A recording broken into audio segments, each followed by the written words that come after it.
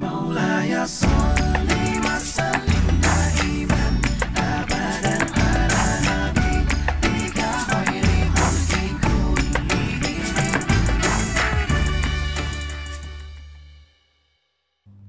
A'udzu billahi minasyaitonir rajim. Bismillahirrahmanirrahim. Ya ayyuhalladzina amanu ista'inu bis-sabri was-shalah. Innallaha ma'as-sabirin. Artinya, wahai orang-orang yang beriman, mohonlah pertolongan kepada Allah dengan sabar dan sholat. Sesungguhnya Allah beserta orang-orang yang sabar. Quran Surat Al-Baqarah ayat 153. Shadaqallahul azim.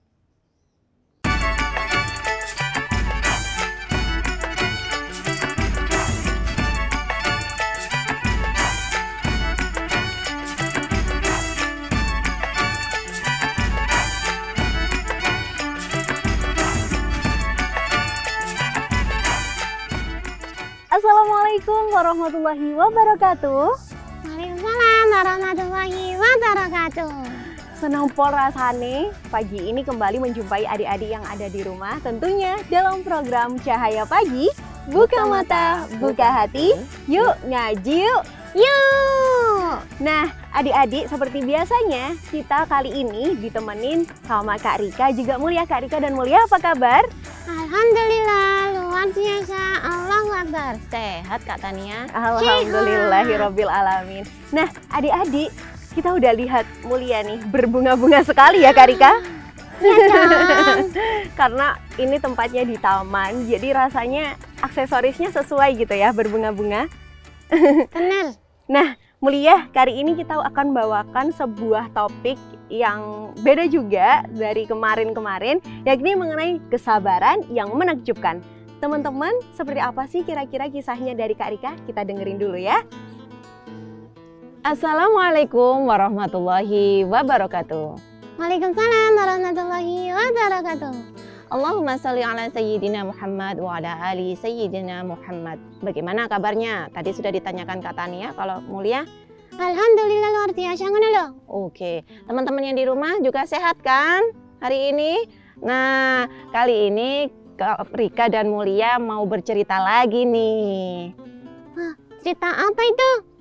Tentang kesabaran. Sabar itu apa sih?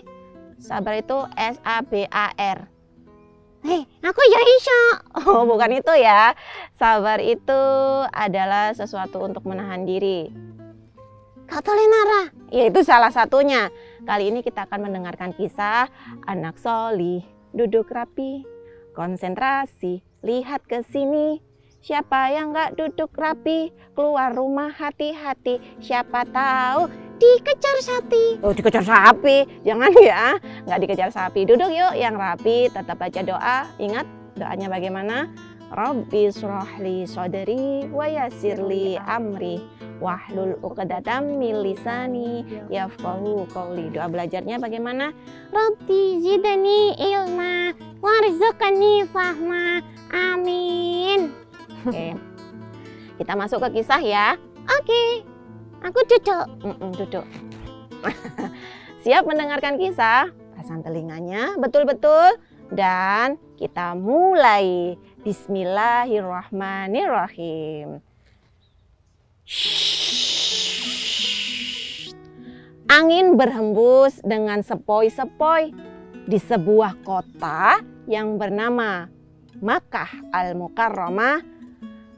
Ada satu rumah kecil tinggal seorang nenek renta sendirian. Dia punya tetangga. Tetangga-tetangganya adalah suku Quraisy. Dia bukan orang yang kaya. Sehari-hari dia suka membersihkan rumah. Ketika membersihkan rumah, Dia selalu menyapa tetangga-tetangga kanan dan kirinya ketika ada orang lewat. Weh, Mbak Yu, nang di? Dia humble sekali. Dia ramah kepada semua orang, tapi tidak dengan satu orang. Siapa itu? Saat ada orang yang berjalan bernama Muhammad, dia langsung masuk ke dalam rumahnya, membersihkan rumahnya, mengambil sampah dan debu, dikumpulkan dan dilempar ke Rasulullah. Aduh, jahat banget ya. Seperti itulah kelakuan orang tua yang tidak menyukai Nabi Muhammad. Ketika Rasulullah lewat di depan rumahnya, dilempar lagi sampah. Dan tidak hanya itu, saat Rasulullah berjalan, Rasulullah tidak hanya diam loh, tapi menyapa meskipun dia dibuangi sampah. Selamat sore nenek, apa kabar? Si nenek membuang muka. Dia tidak ramah dengan Rasulullah, tapi dengan semua orang ramah. Rasulullah saja yang ia tidak ramah. Tidak hanya itu, dibuang sampah, tapi ada satu yang kita membuat kalau mendengar kisahnya jijik sekali. Dia mengumpulkan air liurnya. Dia meludah ke Rasulullah. Dia mengumpulkan air liurnya dan meludahi Rasulullah setiap kali Rasulullah lewat. Nggak tahu lah, An. Tentu saja bau. Apakah Rasulullah marah ketika bajunya terkena ludah si nenek? Tidak. Rasulullah membersihkan dengan daun kering dan kembali berjalan. Dan mulut Rasulullah tetap tersenyum. Keesokan harinya, si nenek begitu lagi. Ia membuang sampah kepada Rasulullah dan Rasulullah apakah marah? Tidak, Rasulullah tidak marah, tetap tersenyum. Ia tetap tersenyum dan menyapa si nenek. Suatu hari Rasulullah lewat di rumah si nenek. Nah, si nenek tidak nampak di rumahnya. Yang biasa ia sapu-sapu halamannya, ia tidak keluar rumah sama sekali. Rasulullah tanya kepada tetangganya, apakah ada nenek di rumah? Oh, ngapain kamu tanya-tanya sama nenek? Bukannya kamu sering diludahi, bukannya kamu sering dibuangi sampah, kok masih tanya? Aku nggak ngerti. Keesokan harinya Rasulullah lewat lagi. Dia bertanya kepada si tetangga yang sebelahnya lagi. Bu, apakah si nenek ada? Kamu siapa? Bukannya kamu pemuda yang selalu diludahi sama si nenek? Iya, saya Muhammad. Oh, ini yang namanya Muhammad. Pantesan suka diludahi sama si nenek. Nenek tidak suka dengan kamu. Kamu suka mengajak orang-orang untuk tidak menyembah berhala. Kami tidak suka. Kami juga tidak suka dengan si nenek. Nggak tahu kenapa dia tidak pernah keluar rumah. Coba kamu lihat sendiri. Karena orang di sekitarnya tidak peduli dengan si nenek tadi, Rasulullah masuk ke dalam rumah. Nenek, apa nenek ada di dalam rumah? Dari balik pintu ada suara. Iya, aku ada di dalam rumah. Siapa? Kulo. Kulo sapa? Kulo nuwun.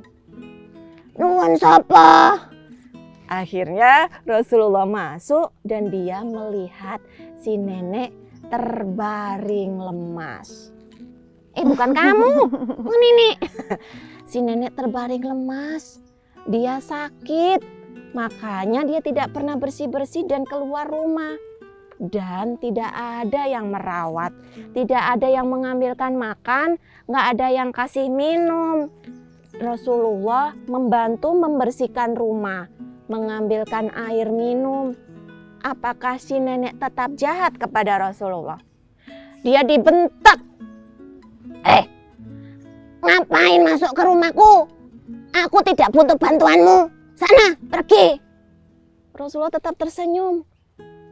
Rasulullah berkata, saya nanti kesini lagi ya Nek. Saya bawakan makanan. Nenek kan belum makan. Saya akan bersih-bersih rumah nenek. Keesokan harinya, si nenek pun menunggu kedatangan Rasulullah. Apakah dia betul-betul menunaikan janjinya? Rasulullah pun datang membawa makanan, menyuapinya, memijiti tubuh si nenek dan membersihkan kembali rumahnya. Neneknya pun kelihatan sedih sekali. Kemudian memanggil untuk Rasulullah duduk di sampingnya. Muhammad, sini. Duduk di samping nenek. Kenapa kamu kok mau menolong nenek? Sedangkan nenek itu selalu jahat kepadamu. Aku selalu membuangimu sampah. Aku selalu membuangimu ludah. Aku tidak suka sama kamu. Soalnya banyak orang-orang yang mengikuti agamamu. Kenapa kamu kok sekarang baik sama nenek? Nenek tidak berharap untuk dibalas kebaikan. Justru nenek takut kamu membunuh nenek. Ternyata kamu baik sekali, wahai Muhammad. Nenek, saya adalah orang Muslim yang punya adab kepada orang yang lebih tua untuk lebih sopan. Saya mengunjungi nenek karena nenek tidak ada yang membantu. Boleh ya Nek, saya berkunjung ke rumah nenek. Muhammad, nenek jadi sedih. Nenek tidak ada yang mengurus, tidak ada yang peduli denganku. Tapi kamu datang dengan penuh kasih sayang. Saksikanlah wahai Muhammad, hari ini aku akan bersyahadat. Aku ikut masuk ke dalam agamamu. Aku akan mengikuti semua perintahmu. Aku berjanji akan taat pada Allah dan kepadamu wahai Muhammad, karena akhlakmu yang bagus. Sejak saat itu, si nenek membaca syahadat dan dia tidak pernah meludahi Rasulullah. Dia meminta maaf dengan tulus kepada Rasulullah. Dan Rasulullah pun dengan sayang dan penuh hormat, Rasulullah memeluk si nenek. Dan kemudian si nenek pun diajari sholat, diajari untuk bersabar, diajari bagaimana tentang menyembah kepada Allah Subhanahu wa Ta'ala. Nah, Mulia, kira-kira Mulia kalau diludahi orang, gitu, marah nggak? Loh, yang aku marah loh, kan itu jorok. Tapi kalau sudah melihat Rasulullah begitu, kira-kira Mulia marah tidak? Ya lihat-lihat yang idoni. Lihat-lihat yang meludah. Kalau si nenek tadi ya nggak marah. Oh, kalau contohnya begini. Kalau waktu Mulia naik sepeda motor, dibonceng, terus ada orang yang tidak menggunakan adabnya di jalan, dia tahu-tahu meludah. Gitu. Terus kena bajunya Mulia, sini. Oh, tak kejar.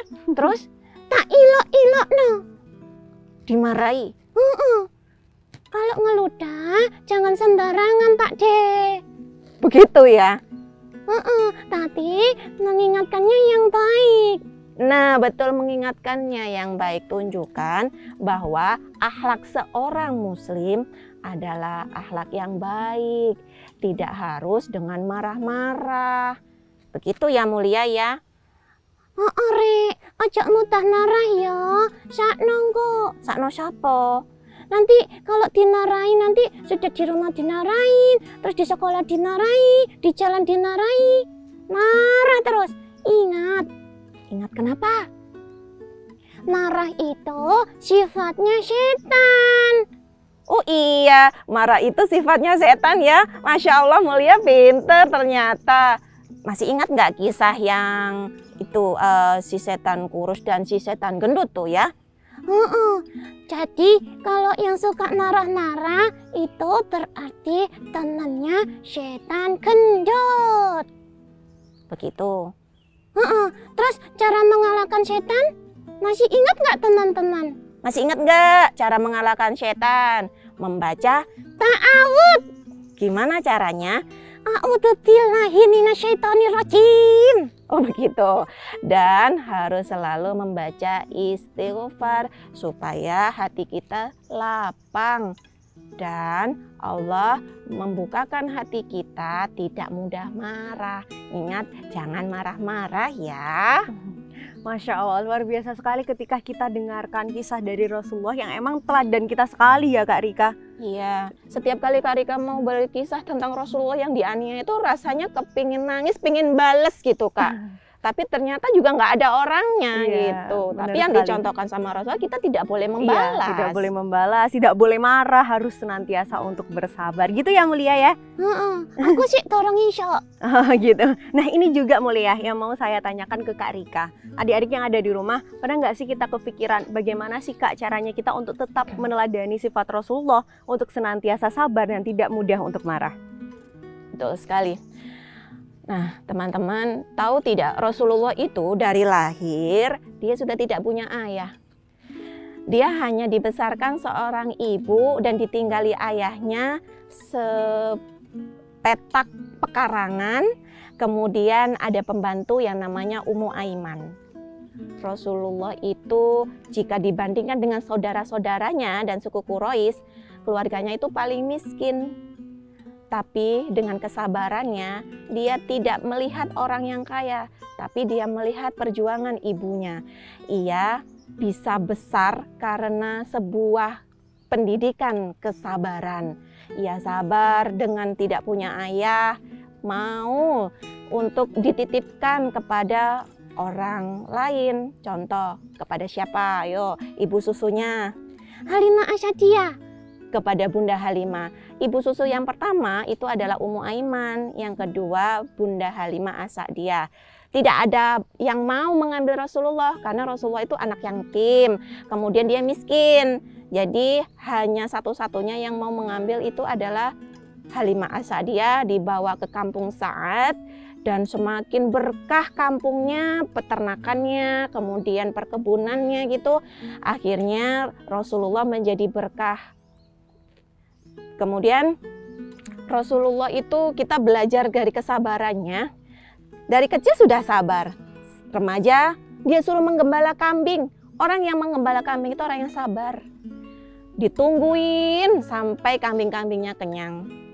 Kemudian diambilkan minum, dibawa kembali ke kandang. Kemudian dijaga dari serigala yang mau memakan. Itulah latihan kesabaran. Dan semua nabi-nabi itu diajarkan untuk menggembala. Orang yang menggembala itu sabar. Tapi sekarang bagaimana cara kita untuk selalu bersabar? Maka dari itu kita belajar mencari orang-orang yang memiliki kisah-kisah sabar. Contoh Rasulullah, kemudian Nabi Ayub yang diuji oleh Allah dengan sakitnya bertahun-tahun. Oh iya, Nabi Ayub ya. Ya, Nabi Ayub itu sakit lama sekali.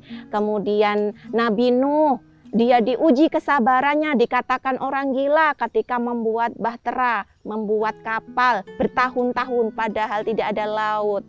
Kemudian kesabarannya Bunda Asia. Bunda Asia itu istri Fir'aun ya. Dia sabar bertahun-tahun menghadapi suaminya yang tidak taat kepada Allah.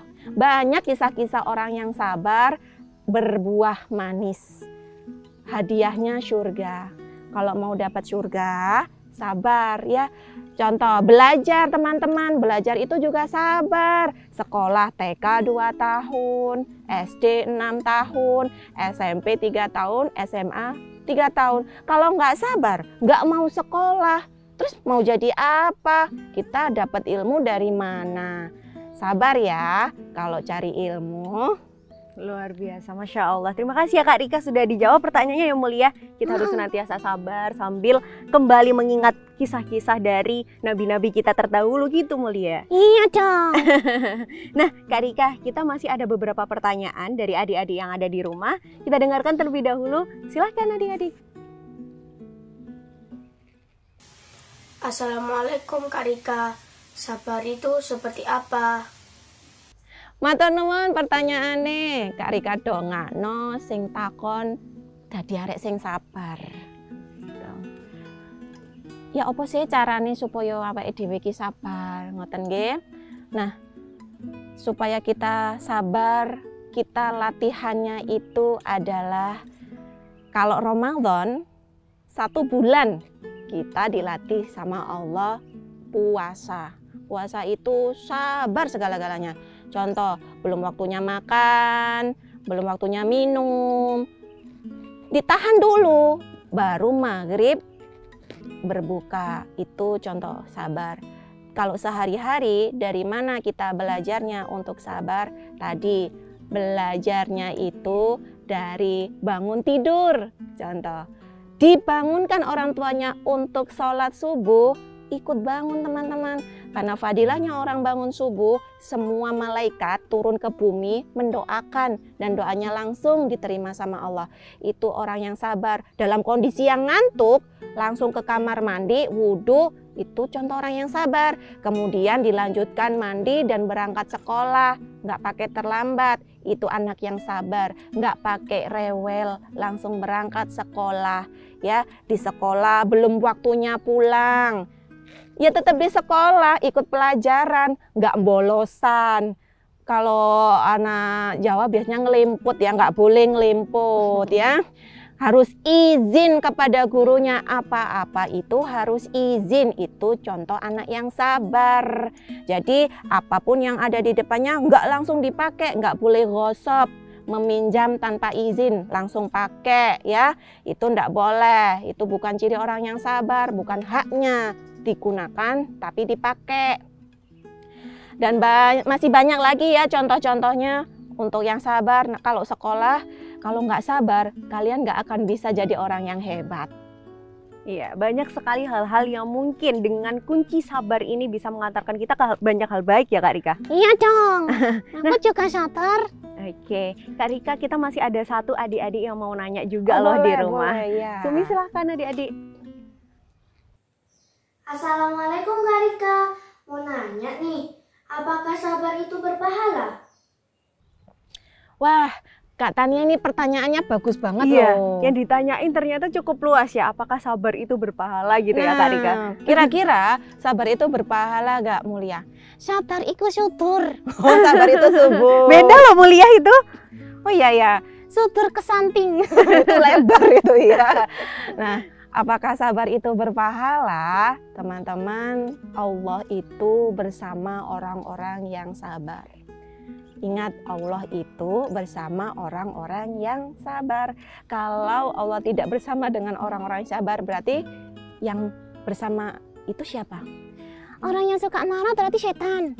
Berarti lawan katanya kalau nggak sabar, terburu-buru, mudah marah, berarti itu Setan.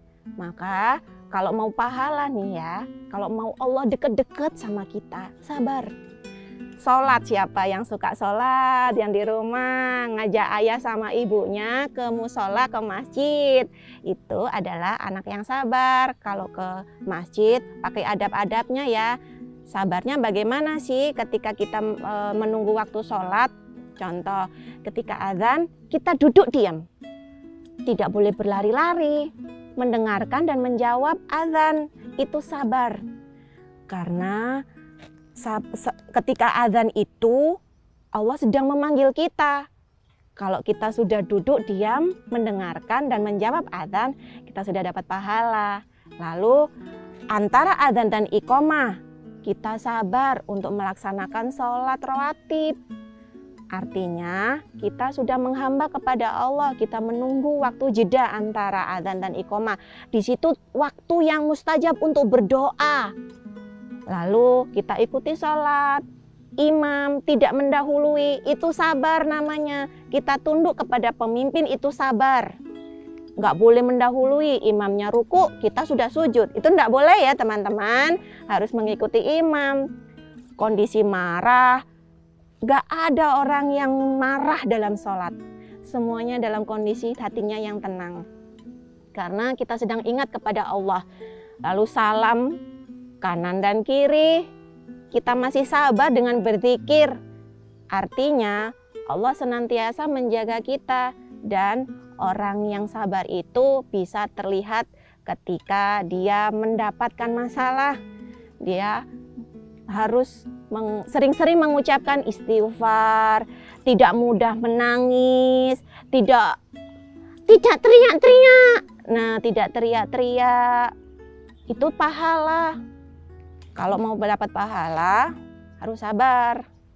Terus gini Kak Rika, kalau ada yang saudaranya meninggal itu gimana sadarnya? Oh iya, bagus nih. Mulia tanya, kalau ada orang yang meninggal saudaranya, terus kita nggak boleh nangis gitu. Gimana tuh? Kita boleh menangis. Rasulullah ditinggal ayahnya juga. Rasulullah pernah ditinggal ibunya dalam usia 8 tahun. Rasulullah menangis teman-teman. Dia memeluk makam ibunya. Dia meneteskan air mata. Kemudian dia ditenangkan oleh Ummu Aiman dan dibawa pulang ke Madinah. Apakah Rasulullah menangis? Karena sudah dicontohkan Rasulullah menangis, kita boleh ikut menangis. Tapi tidak teriak-teriak. Kita tidak mengutuk perbuatannya Allah. Itu namanya kufur nikmat, karena semua yang bernyawa akan kembali kepada Allah.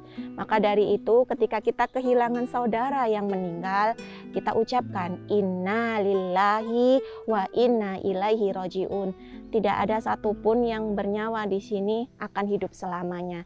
Jadi menunggu waktu kita akan bertemu dengan saudara-saudara kita, ayah bunda kita yang sudah meninggal. Maka dari itu mulia, kalau ada saudara kita yang meninggal, nangisnya gimana? Boleh nangis tapi nggak boleh lama-lama. Boleh nangis tapi nggak boleh lama-lama ya. Kalau lama-lama nanti Pintu setan masuk. oh betul, nanti akan diganggu sama setan ya, sedih berlama-lama. Nah, Masya Allah, ternyata sabar itu bukan hanya di satu tempat, bukan hanya di satu keadaan ya Kak Rika. Berbagai keadaan, mau kita marah, sedih, nangis, atau apapun kita harus bersabar gitu ya Kak Rika. Mulia biasanya sabar nggak sih kalau dimarah-marahin sama teman? Oh, aku itu sabar loh. Cuman waktu itu kakiku keinjek. Terus gimana tuh? Aku teriak, ya loro rek. Ya nggak sabar ya kalau itu kan kok Iya, harusnya baca apa sih Mulia yang benar? Mas, sikilku sik kanggo. Oh gitu. Ya, gitu ya. Kakinya masih kepake Iya, kan, gitu. bener. Jadi ngomongnya halus, nggak langsung Jangan teriak-teriak gitu ya. Harus ditahan emosinya, oke? Nah, adik-adik yang ada di rumah, kita sudah banyak sekali berkisah. Kak Rika sudah menceritakan banyak sekali hal-hal yang bisa menjadi teladan kita. Kita dengarkan terlebih dahulu ya, kira-kira hikmah yang bisa kita ambil di episode kali ini apa sih Kak Rika? Innallaha ma'as sabirin. Allah bersama dengan orang-orang yang sabar. Ingat, dari Nabi Adam sampai Nabi Muhammad semua diuji dengan kesabaran yang luar biasa. Kedudukannya tidak remeh, tapi surga yang paling tinggi yaitu surga Firdaus. Teman-teman yang sedang menghafalkan Al-Quran, sabar karena tempat yang paling tinggi adalah di surga Firdaus nantinya. Maka dari itu mulia teman-teman yang di rumah juga, yuk kita perbanyak sabar dengan memperbanyak Astaghfirullahaladzim. Semoga Allah melapangkan hati kita, mendatangkan kita sesuatu yang mudah. Karena orang yang sabar itu hadiahnya surga. Masya Allah. Semoga kita semua bisa selalu sabar ya Kak Rika.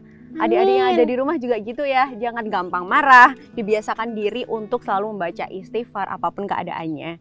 Nah, adik-adik gak kerasa banget kita sudah ada di penghujung acara kita pagi hari ini. Kita mau usai ya nemenin adik-adik yang ada di rumah.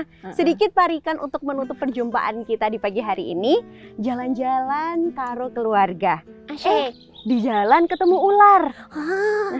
Teman-teman, kunci bahagia itu adalah sabar. Terima kasih sudah menonton Cahaya Pagi hari ini. Assalamualaikum warahmatullahi wabarakatuh. Waalaikumsalam warahmatullahi wabarakatuh. Dadah.